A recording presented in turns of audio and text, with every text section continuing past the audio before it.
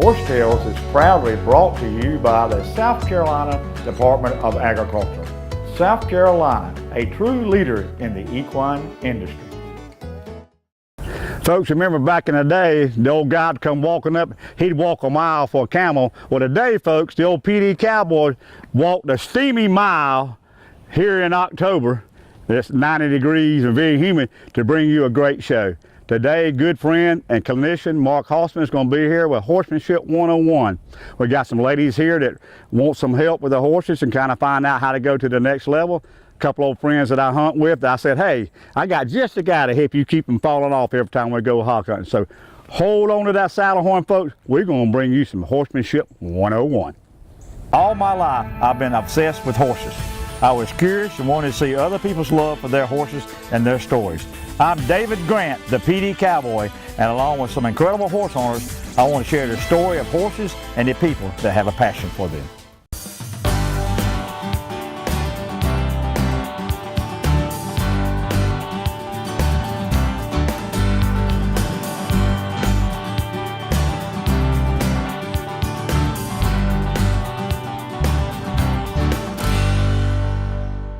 Horse Tales, proudly brought to you by Morrell Tire, Latta, South Carolina, working tirelessly to bring you the best service in the industry.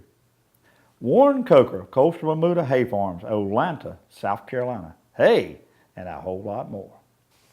Circle Y, fancy enough for the show ring, tough enough for everyday use. Don't go racing around looking for a car loan.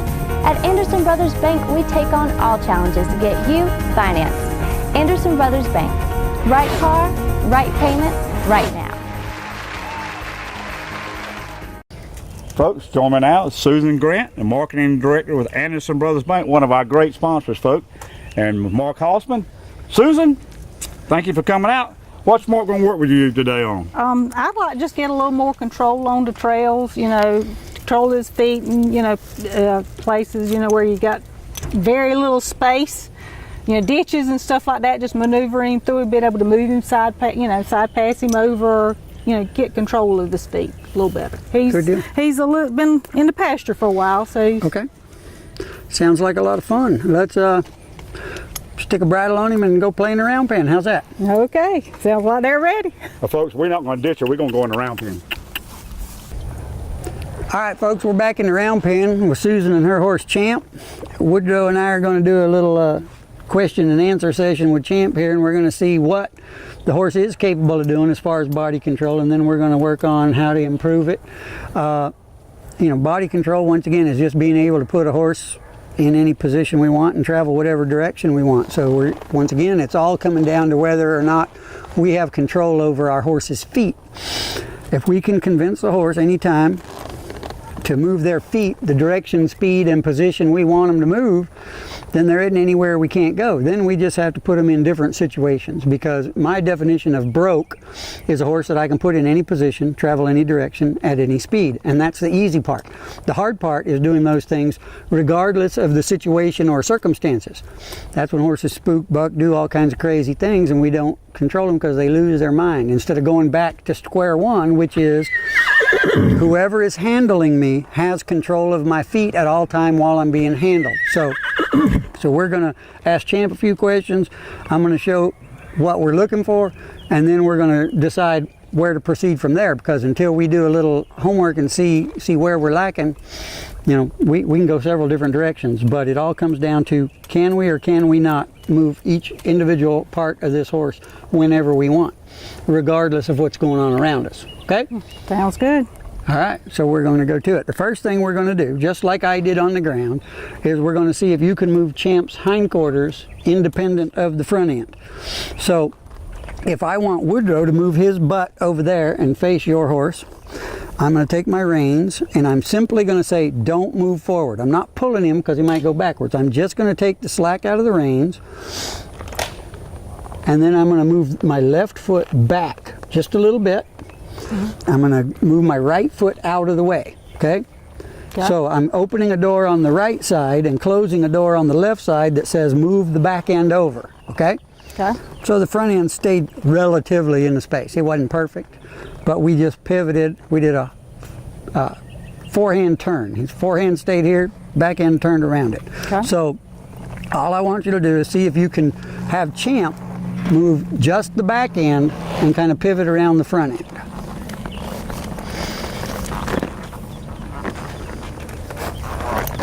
All right, there, and release him there. All right, so we kind of have a little bit of moving the back end around. We want to be able to do it both directions. So if I want to move Woodrow over here the other direction, I can move his hip over there. Same thing in reverse. I opened the gate on this side. My hand simply said, keep your head here. My right leg said, move your hip away from it. On all of my horses that I train or have anything to do with, if you see, I have a front cinch and a back cinch here. If I spread my fingers out that far apart, down here where my foot is, right behind the back of my foot, notice I don't even have spurs on. Where my foot hangs naturally in the stirrup when I'm riding is the middle. If I want to move the middle, I just push here and the whole horse moves away, okay? The rib cage moves over. That's the rib cage is in the middle. If I move my foot back about 1.5 inches or 2 inches, that's me asking my horse to move the back end over.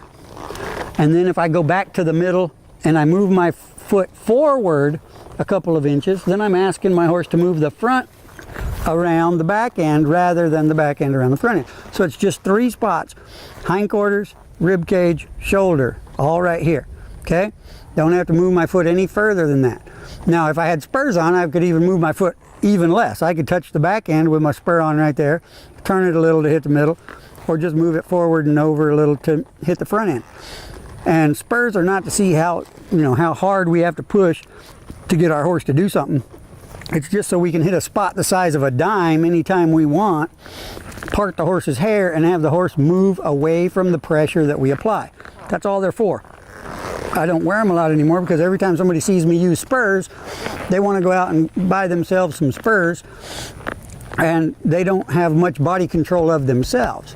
If we ever want to gain control of our horse's body, first we have to have control of our own body so that I can put my foot in the right place to ask for what I want whenever I want to.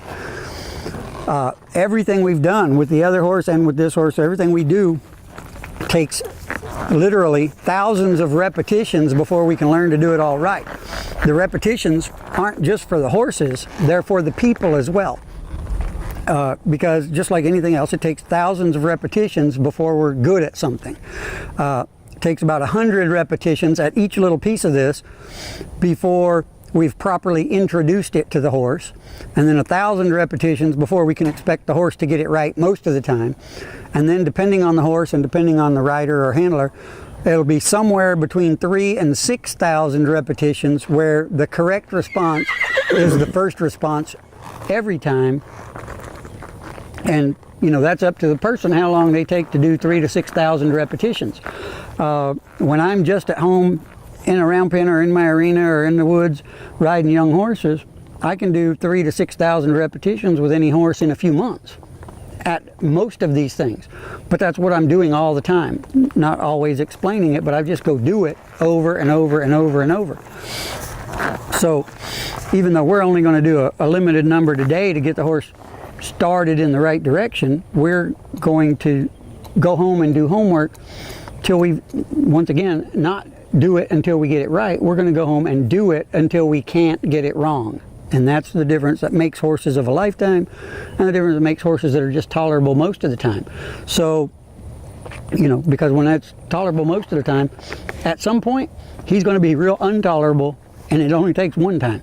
So we don't want that. We want to develop horses that are respectfully responsive every time we ask for something. And they only get that way through repetition. When you mess up a repetition, who cares? I've messed up lots of repetitions. The only repetition that matters is the one we're about to do.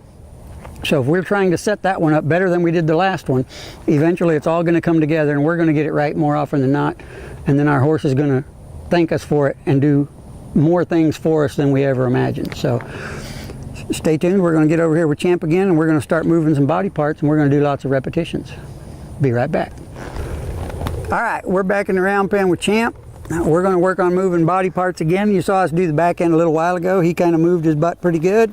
We're going to do a couple of exercises that can improve that. One thing we did, we switched to an easy, smooth snaffle bit rather than that tom thumb that was in his mouth, just to give him less to think about and start thinking more about his feet than his face.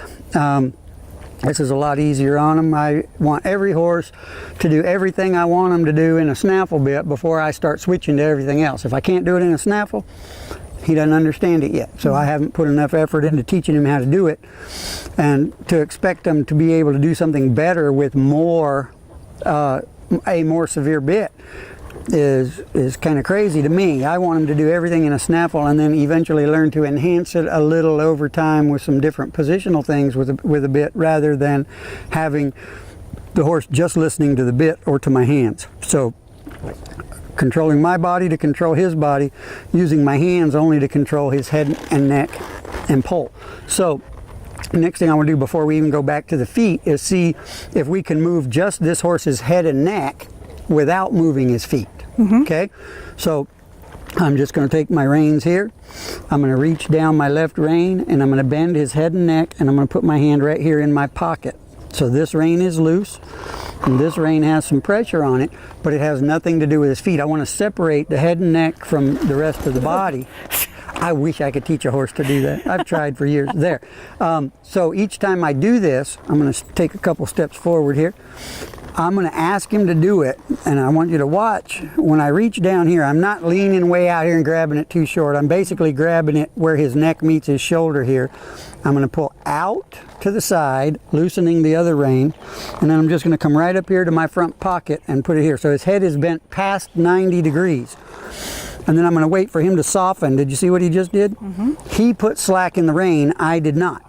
So no matter which direction I pull or how far, I wait for the horse to reward me with softness, okay? I'm not putting slack in the rein, my horse is. And I'm just letting go to reward him.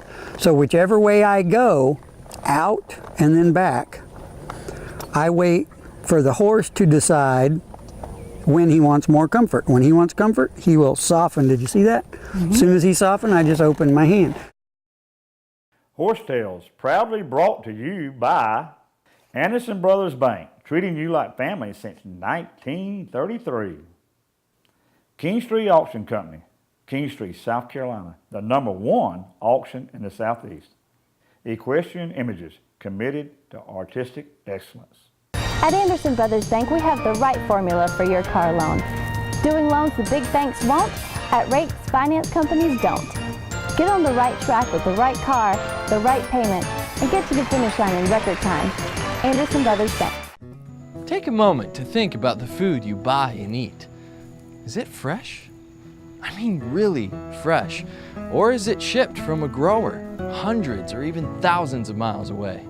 Well, here in South Carolina, we celebrate fresh, locally grown food and unforgettable meals with family and friends. So, choose food that's rooted right here. Choose certified SC grown. It's a matter of taste.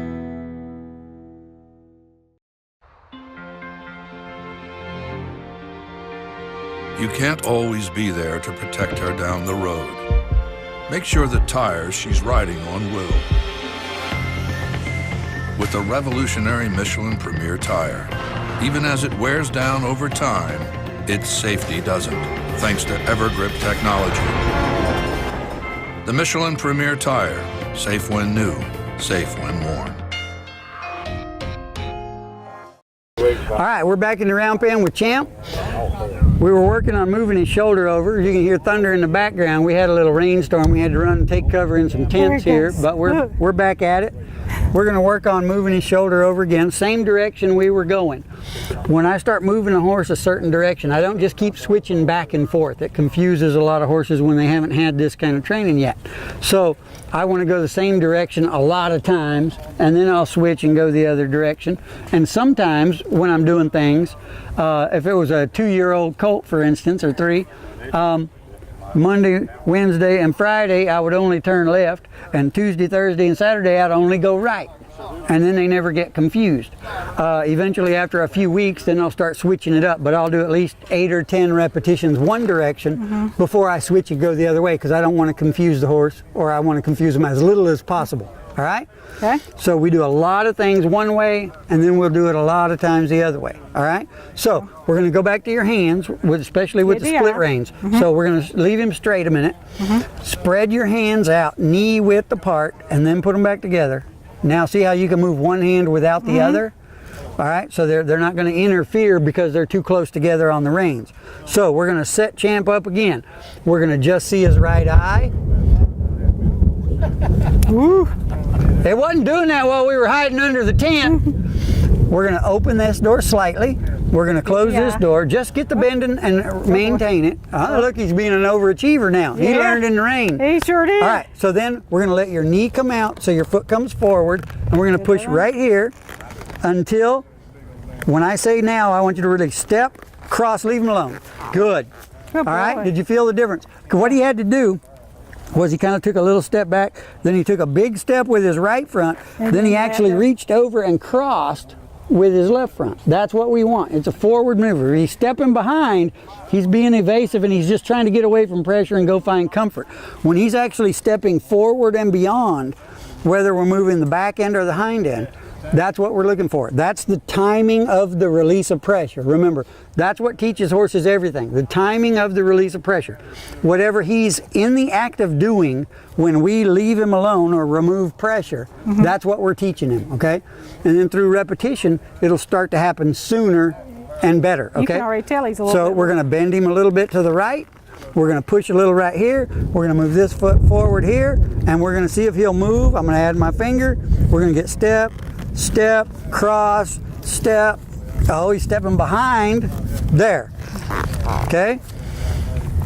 When he's backing up, we might have too much pressure with our hands, and he's going, okay, I got to get off this pressure in my face. If you feel him kind of stepping back, you can move your hands forward just a fraction of an inch, and sometimes that's the difference between go backwards and go forward. Okay? Because we want this forehand or haunch turn to become a forward maneuver. Okay? I'm going to demonstrate another exercise to do with that in a minute. But so we'll get our bend, we'll get our position. Position is the right hand, direction is the left hand, your leg is the gas pedal. Boom, there he goes. He just did it. That was awesome. All right? Cool. So now that he's kind of sorted it out, I'm going to get back on my horse. Woodrow Boudreaux, wake up.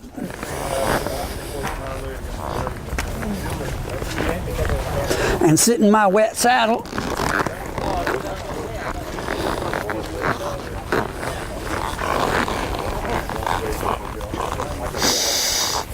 All right, so that's just the basic introductory steps to doing a haunch turn or teaching our horse to step and cross.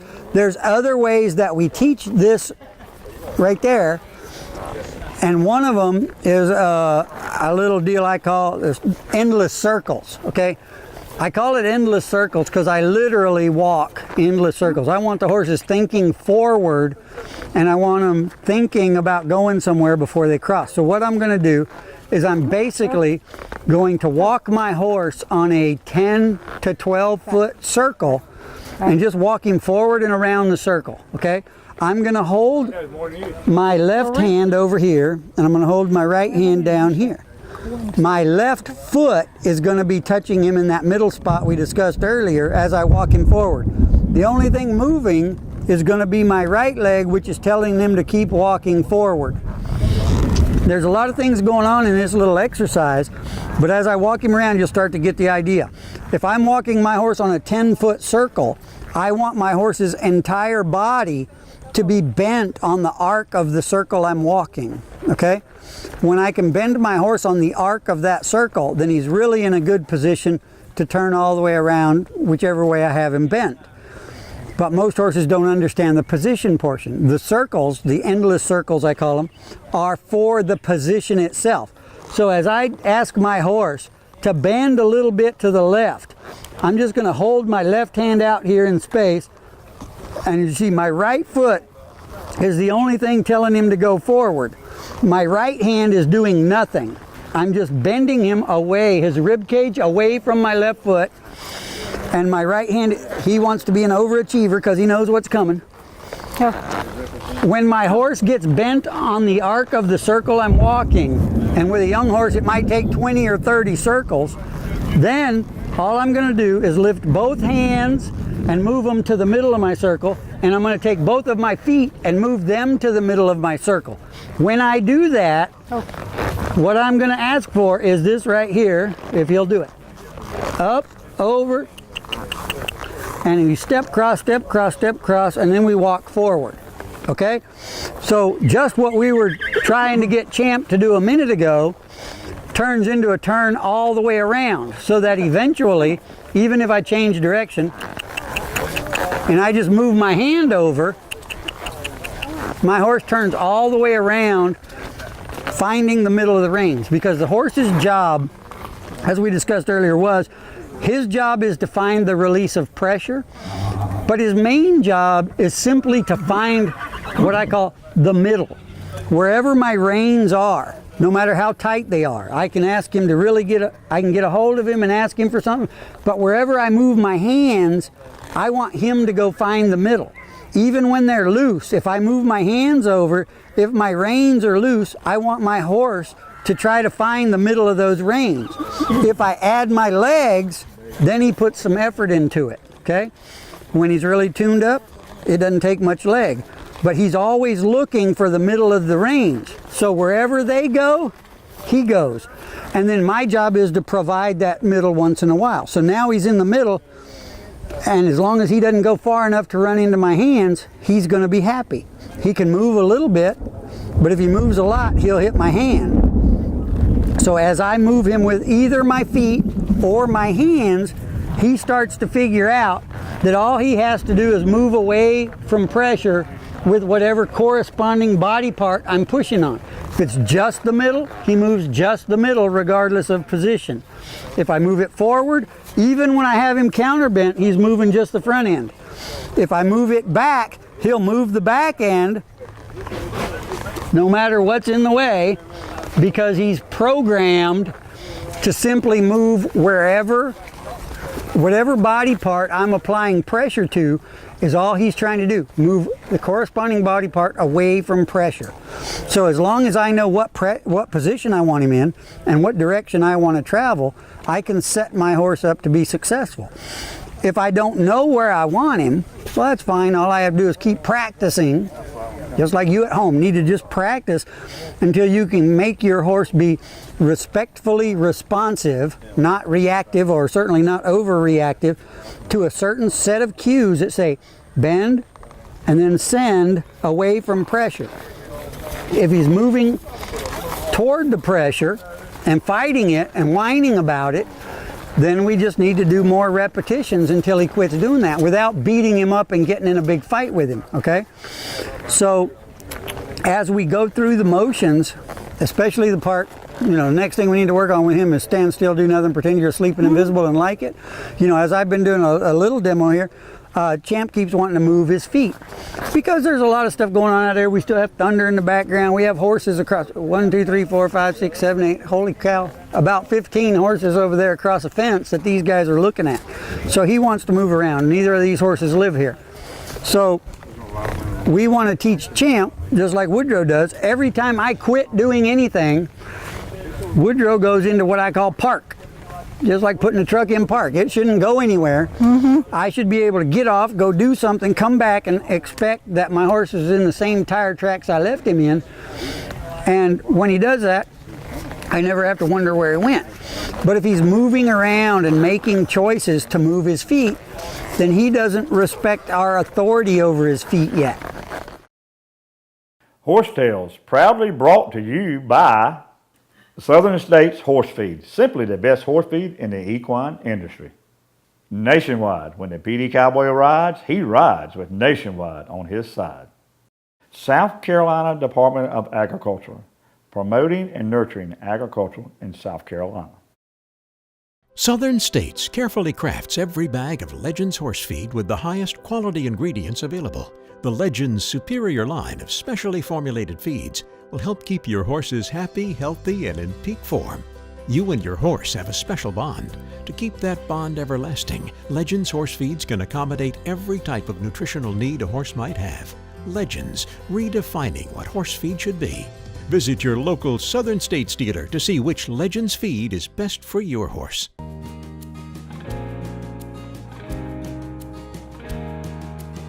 I'm Aaron Wood, Assistant Commissioner for Agency Operations at South Carolina Department of Agriculture. A great stewardship program at SCDA is the Waste Pesticide Disposal Program, where homeowners, farmers, commercial and non-commercial applicators can dispose of old, outdated, or unwanted pesticides.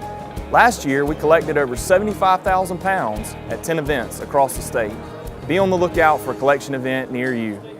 So the more we work on these things and the more we can get this horse to think about standing still when we want him to be still, then when we want him to go, he's going to really understand that reward of nothing, even though now we're rewarding him in motion rather than rewarding him with nothing. So stand still, do nothing, pretend you're asleep and invisible and like it is job one, and then that gives us a built-in reward for everything we're going to teach him in the future. Does that make sense? It does. All right, so your homework is a lot of that stand still and do nothing. You know, I've spent time at my house out in my arena literally at midnight riding young horses, and I'm just sitting out here doing this. And my wife stick her head out the door and say, "Hey, you gonna come in and go to bed or what?" And I'm like, "I'm training." She goes, "You haven't moved in 10 minutes.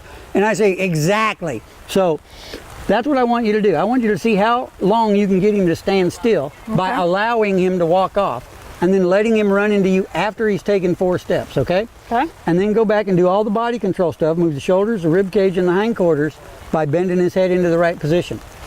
And you can do thousands of repetitions in the next month, and we'll come back, we'll do another show, and we'll see how good Champ's doing, and you're going to have a big smile on your face because it's going to be fun, right? Yeah. All right. So we'll see you next time right here on Horse Tales, and we're going to see what's going on. Y'all hang in for our word from our sponsors, especially Anderson Brothers Bank. And when you need a loan for a horse or a horse trailer or any dang thing you want, especially a truck, this is who you need to come see. We'll talk to you next time on Horse Tales.